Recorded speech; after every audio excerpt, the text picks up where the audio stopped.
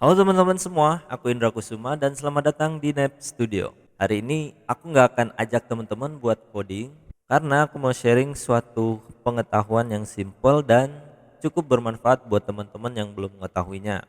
Jadi aku akan membahas mengenai hosting dan juga domain. Karena dua hal ini adalah satu kesatuan yang tidak bisa dipisahkan dan ini merupakan elemen yang sangat penting jikalau teman-teman ingin mempunyai website yang bisa diakses oleh semua orang. Baik, mari kita bahas satu persatu. Secara sederhana teman-teman, domain itu adalah suatu alamat unik yang digunakan untuk mengakses website yang teman-teman miliki. Dan nama domain ini adalah sebuah elemen yang bisa teman-teman pilih sendiri dan bisa teman-teman tentukan sendiri.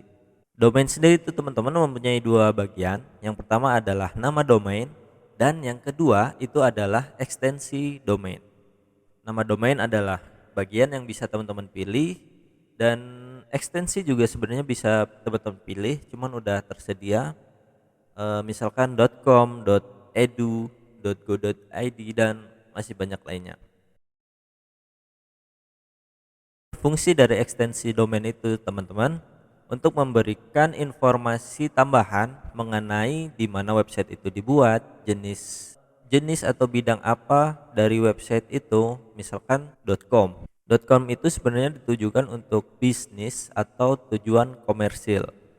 Nah, lalu ada lagi .edu. Nah, .edu biasanya menerangkan bahwa website ini ditujukan untuk website tentang pendidikan, misalkan website kampus, website ya website kampus lah biasanya, yang website kampus atau website sekolah itu biasanya menggunakan .edu.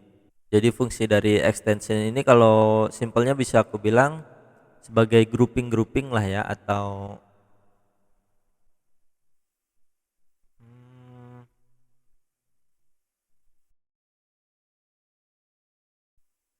nah, lalu yang kedua teman-teman, itu ada yang namanya hosting. Dan hosting ini sederhananya berfungsi sebagai rumah dari website kita. Yaitu hosting adalah sebuah server yang menyimpan semua data dari website kita. Mau itu database, foto, codingan kita dan lain sebagainya, itu semua disimpan di server. Jadi saat orang-orang mengakses domain kita, mengakses alamat website kita, maka si internet akan mengambil data dari dalam server dan akan dikembalikan ke user atau orang-orang yang mengakses domain kita tadi ke dalam device mereka masing-masing.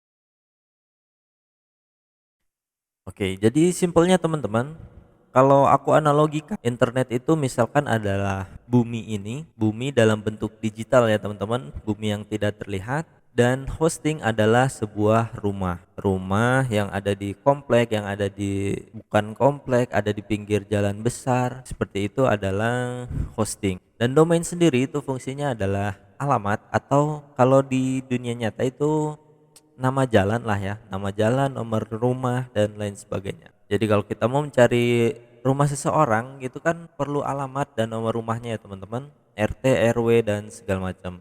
Nah, itu bisa kita analogikan sebagai domain dan hosting adalah rumah yang akan kita tuju.